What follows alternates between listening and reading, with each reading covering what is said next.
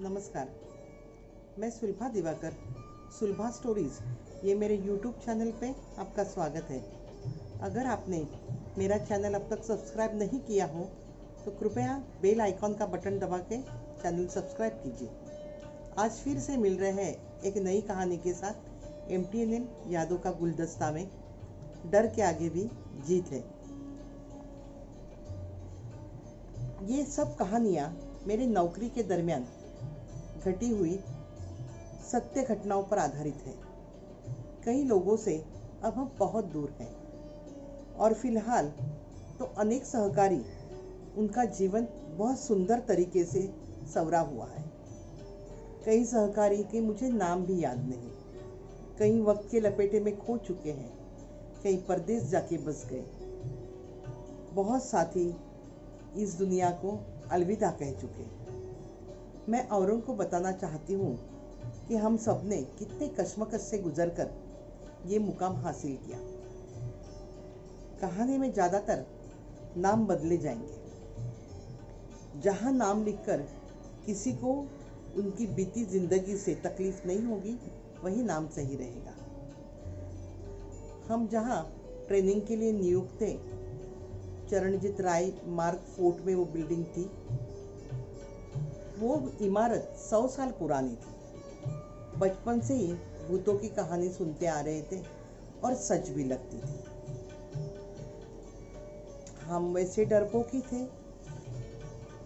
यहाँ भी इमारत पुरानी होने के कारण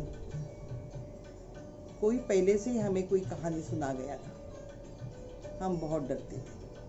वॉशरूम में जाते समय भी सहेली को साथ लेके जाते थे और नाइट ड्यूटी को तो हमें डर ही लगता था।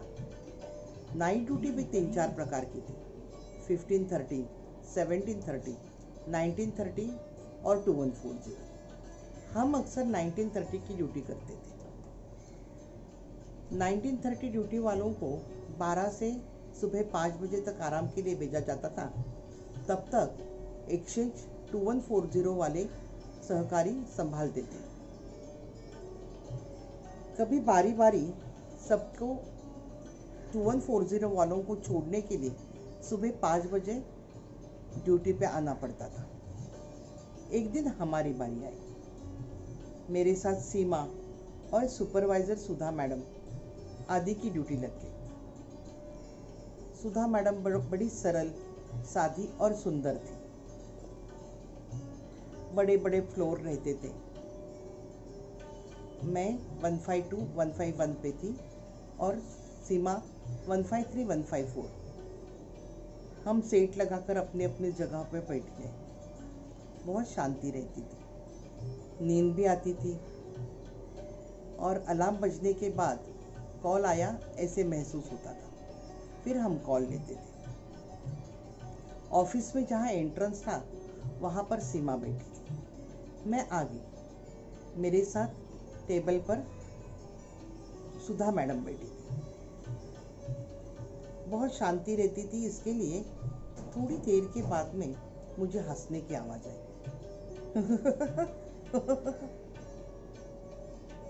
मैं डर गई। तुरंत ही मेरे मन में भूत का खौफ आया। अब क्या करूं? मैंने अधखुली आंखों से मेरा चेहरा ना हिला के देखा तो मैडम हंस रही थी। मुझे लगा इसको तो भूत ने पकड़ लिया। मेरी हालत मैं बता नहीं सकती। तब फोन भी डायलर थे, घुमाने वाले। अभी मैं क्या करूं? सीमा को कैसे समझेगा? मेरा तो अगर मैंने बोला, आवाज़ किया या फ़ोन डायल किया तो भूत को तो समझेगा, वो आके मेरा गला दबाएगा।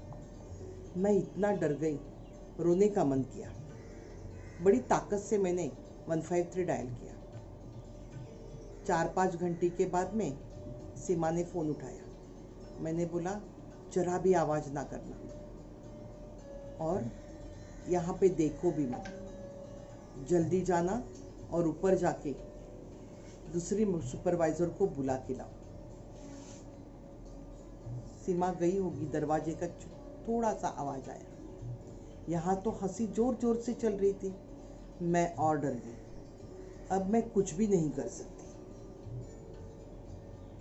मेरी आशंका थी कि भूत तो जानता है कि मैं हूँ, अकेली हूँ।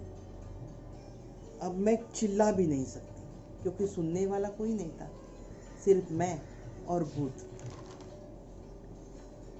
उन 5 मिनट में मेरी मानसिक यातना और भय से मैं सिर्फ मरी नहीं, बाकी सब अनुभव किया। वह सुधा मैडम अपनी टेबल पर बैठी जोर जोर से हंस रही थी और यहाँ मैंने तो मन ही मन में अपना गला भी दबा डाला। दरवाजे की आवाज आई, 2-3 लोग आए ऐसे महसूस हुआ। तब मेरा हौसला बढ़ गया। सुनीता मैडम आई और आकर सुधा मैडम को हाथ लगाया। क्या हुआ? तब तक वो हंस ही रही थी। सुनीता मैडम को सुधा मैडम के बीमारी का अंदाजा था। सुनीता मैडम बोली, पानी पिएगी? उसने सबको देखा। जैसे सुधा मैडम की नज़र और 2-3 लोगों पे पड़ गई, वैसे वो संवर गई और अब तो वो जोर जोर से रोने लगी। हम सब अपनी अपनी पोजीशन पर गए। कोई कुछ भी बोल नहीं रहा था। मैडम थोड़ी नॉर्मल होने के बाद एक सहकारी जो उनके नज़दीक रहती थी, उनके साथ उनको घर भेजा गया। तभी सभी के साथ मुझे भी पता चला कि मैडम के घर पे कोई समस्याओं के कारण मैडम की मानसिक हालत कुछ ठीक नहीं थी और मानसिक संतुलन तभी बिगड़ गया था और उनको सख्त आराम की ज़रूरत थी। अब मुझे सारी बात समझ आई, पर तब तक तो मेरे भूत की कहानी सबको समझ में आई थी। सब लोग मेरे पे हंस रहे थे, हंसी तो मुझे भी आ रही थी। पर उस वक्त मैंने जो भोगा वह मैं शब्दों में बयान नहीं कर सकती। वह सुबह 5:30 से 6 बजे तक मैंने जितने भी भगवान मालूम थे उन सबका नाम ले लिया। जिसे कभी देखा भी नहीं, उस भूत को हम महसूस करते थे और डरते थे। अब तो जिंदगी ने इतना कुछ सिखा दिया है, अब इंसानों ने इतने कई रंग दिखाए कि अभी भूत की तकलीफ नहीं होती। जो भूत भी तकलीफ ना दे सके, इतनी तकलीफ और इतना दर्द तो इंसानों ने दे दिया। पर अभी किसी का डर नहीं लगता, क्योंकि सभी को कठिन रास्ते पार कराकर मंजिल तक पहुंचाने वाले उस परमात्मा से पहचान हो गई है हमारी। अब भूत भी शायद सामने आए तो उसको बोल दूंगी कि बाबा नामस्मरण कर और छूट जाए झंझट से। अब सिर्फ भगवान से डरती और सब डर निकल गया। धन्यवाद। फिर से मिलेंगे एक नई कहानी के साथ। तब तक के लिए गुड बाय।